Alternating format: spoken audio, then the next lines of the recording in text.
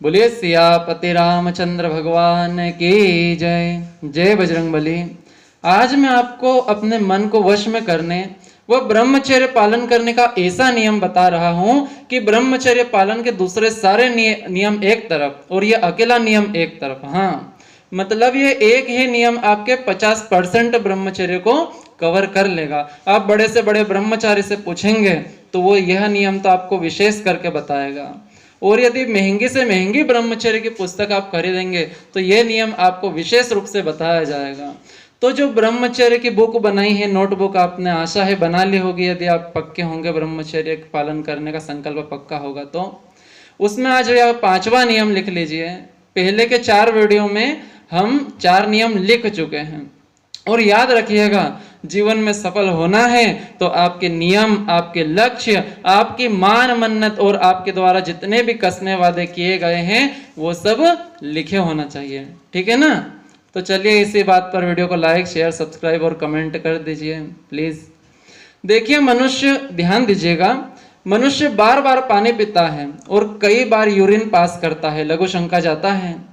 और मनुष्य भोजन भी 2-3 बार करता है और कुछ तो दिन भर ठूसते रहते हैं, चलते फिरते ही कुछ ना कुछ चरते रहते हैं। परंतु स्टूल पास के लिए, मल विसर्जन के लिए, दीर्घ शंका के लिए, शौच के लिए केवल सुबह 1 ही बार जाते हैं। लेकिन जो हमारा मल पास नहीं होता और यदि हमें कब्ज होता है तो जो चरित्रवान या ब्रह्मचारी, साधु सन्यासी और खासकर हमारे युवा लड़के लड़कियां, इनके लिए बहुत खतरनाक है। तो लिख लीजिए कि कब्ज जो है ब्रह्मचर्य का सबसे बड़ा शत्रु है। कब्ज ब्रह्मचर्य के लिए महाकाल है।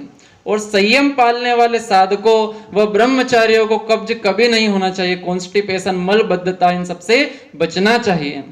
और इसके लिए आपको रात को सोने से पहले शौच जाने का, मल त्याग करने का नियम बना लेना चाहिए। अब कुछ लोग कहेंगे कि रात को तो आते ही नहीं है। अरे तो बिन बुलाए तो शादी में मेहमान, रिश्तेदार, पड़ोसी और दोस्त तक नहीं आते हैं। तो आप यदि नियम बनाएंगे तो अवश्य ही 2 समय मल त्याग या शौच के लिए जा पाएंगे।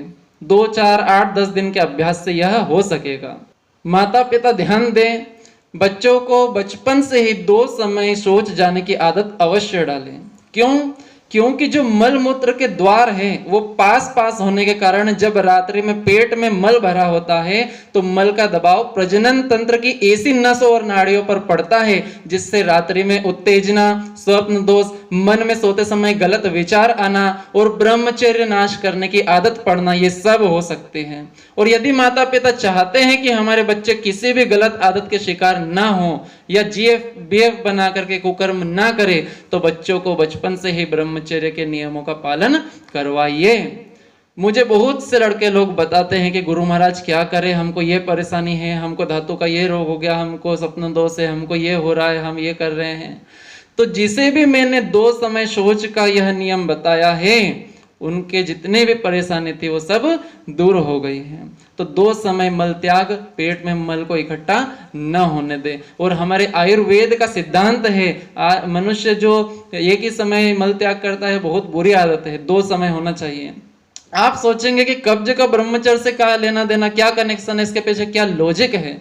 तो किसी दिन मैं आपको विस्तार से बताऊंगा कि इसके पीछे क्या लॉजिक है, इसके पीछे क्या साइंस है और कब्ज क्यों इतना खतरनाक है। तो 5वां नियम आप अवश्य लिख लीजिएगा, किसी भी हाल में कब्ज नहीं होने देना है। सुबह शाम 2 समय शौच के लिए जाना ही है। क्यों? क्योंकि कब्ज ब्रह्मचर्य के लिए महाकाल है, महाशत्रु है। तो बोले सियावर रामचंद्र भगवान की जय। जय श्री कृष्णा।